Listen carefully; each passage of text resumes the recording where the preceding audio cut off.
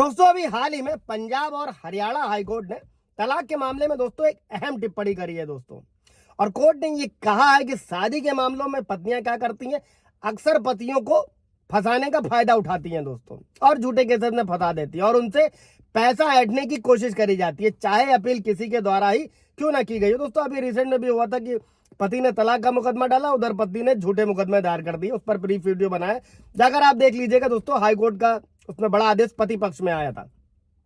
अब चाहे अपील किसी के द्वारा ही क्यों ना दायर की गई हो दोस्तों, और ऐसा तब होता है जब पत्नी की शिकायत पर उसके पति और उसके पूरे परिवार को सजा दी जाती है दोस्तों। और इसी को लेकर पंजाब और हरियाणा हाईकोर्ट ने तलाक के मामलों पर एक बड़ी बात कही दोस्तों। जय हिंद, नमस्कार, मैं एडवोकेट आशीष मिश्रा। लाइक कर दीजिएगा, शेयर कर दीजिएगा, सब्सक्राइब कर दीजिएगा, ताकि इन्फॉर्मेशन और लोगों को मिल सके दोस्तों, और लोग भी अगर पीड़ित हैं तो फायदा उठा सके दोस्तों।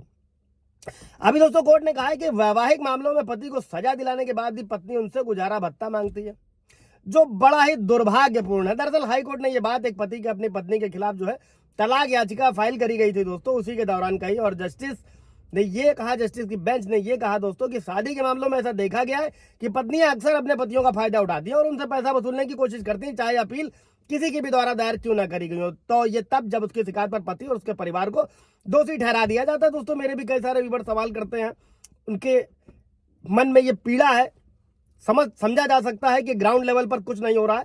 आप धाराओं को और कानूनी प्रक्रिया को अगर अच्छे से समझ लेंगे दोस्तों, तो आप पक्का फतेह करेंगे, क्योंकि लोगों को जीत मिलती है और जल्दी भी मिलती है। कोई सवाल जवाब होगा तो कमेंट में पूछेगा। अभी बढ़ते हैं हम लोग वीडियो की तरफ। दोस्तों ऐसे ही कोर्ट ने एक मामले का जिक्र करते हुए कहा कि पत्नी की एफआईआर पर उसके पति और उसके परिवार को जेल हो गई दोस्तों। इसके बावजूद भी उसने शिकायत करके अपने पति से क्या किया, गुजारा भत्ता की मांग करी दोस्तों। अब ये सही नहीं है, देखिए कितना पीड़ित भरा, जो कोर्ट भी समझ रहा है।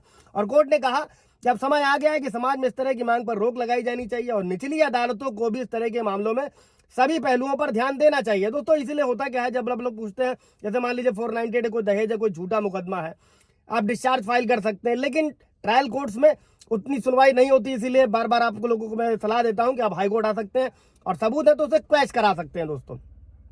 अभी बढ़ते हैं वीडियो की तरफ कि फैमिली कोर्ट को क्या करना चाहिए। और कोर्ट ने आगे कहा कि न्याय की मांग है कि वैवाहिक मामलों से निपटते समय और स्थायी गुजारा भत्ता देते समय मामले के हर पहलू को ध्यान में रखा जाए, जिसमें व्यवहार, आचरण और सभी पक्ष द्वारा लगाए गए आरोपों का स्तर शामिल होना चाहिए दोस्तों।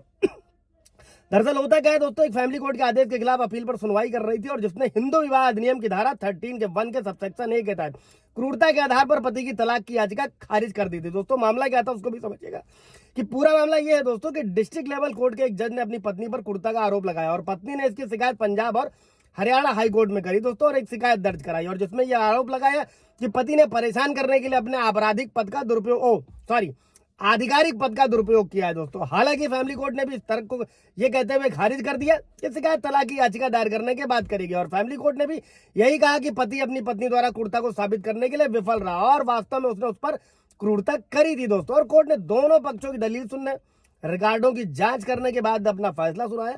और कोर्ट ने कहा कि रिकॉर्ड के मुताबिक पूरे मुकदमे के दौरान दोनों पक्षों का एक दूसरे के खिलाफ आचरण, व्यवहार और उनके रिश्ते में कड़वाहट है, इसीलिए दोनों पक्ष एक दूसरे पर जबरन दबाव बना रहे थे दोस्तों।